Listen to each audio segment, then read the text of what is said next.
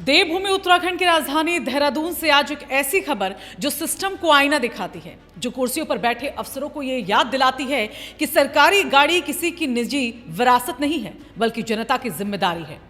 आज की कहानी सिर्फ दो अफसरों की गाड़ी जब्ती की नहीं, आज की कहानी है जवाबदेही की, समय की कीमत की और एक ऐसे जिलाधिकारी की जो कागजों पर नहीं, जमीन पर प्रशासन चलाने में यकीन रखते हैं। जी हां, देहरादून की जिलाधिकारी सवीन बंसल। नाम सुनते ही अब दून में एक तस्वीर उभरती है। लापरवाही पर जीरो टॉलरेंस, काम में देरी तो सीधा एक्शन। बरसात दस्तक देने को है। पहाड़ों में बारिश सिर्फ मौसम नहीं होती, वो इम्तिहान होती है, स्कूलों का, सड़कों का, सिस्टम का। देहरादून जिले में करीब 1200 सरकारी स्कूल हैं। इनमें से कई स्कूल ऐसे हैं जो या तो जर्जर हालत में हैं या पूरी तरह ध्वस्त हो चुके हैं।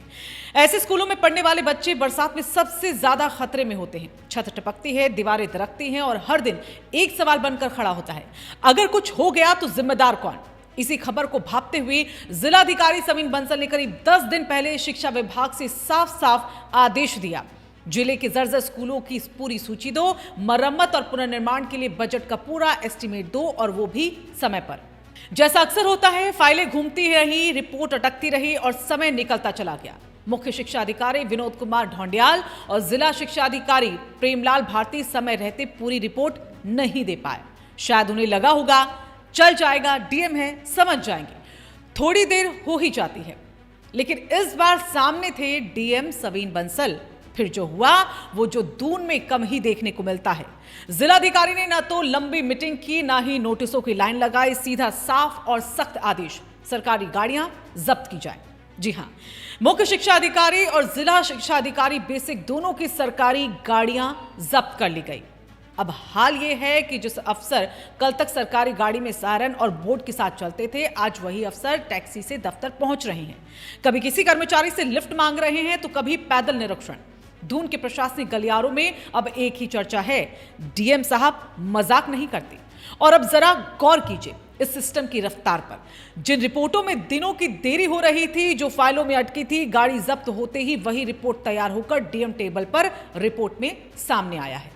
जिले में करीब 100 स्कूल या तो आंशिक रूप से या पूरी तरह जर्जर हैं। कई स्कूल दूसरी इमारतों में अस्थायी रूप से चल रहे हैं। मरम्मत और पुनर्निर्माण के लिए बजट का पूरा एस्टीमेट भी अब तैयार है।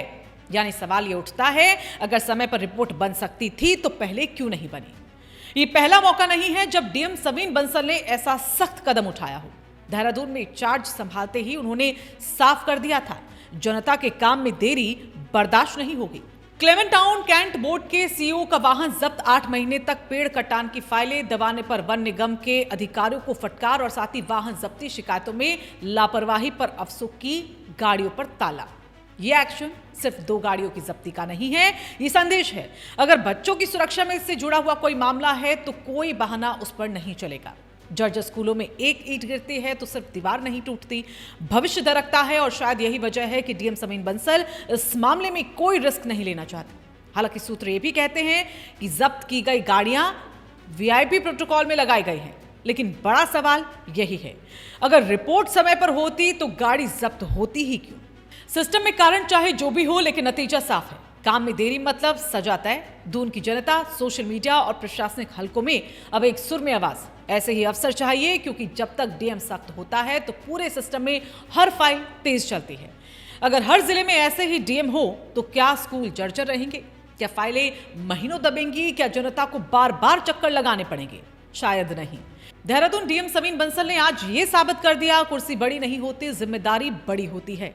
अगर आपको लगता है ये एक्शन सही है, अगर आप भी चाहते हैं कि सिस्टम में जवाबदेही हो, तो इस वीडियो को लाइक करें, शेयर करें और नीचे कमेंट में लिखें क्या आपके जिले में भी ऐसे अफसर चाहिए। और ऐसे ही दमदार, जमीनी और सिस्टम को हिला देने वाली खबरों के लिए हमारे चैनल रायशुमारी को सब्सक्राइब करना ना भूलें।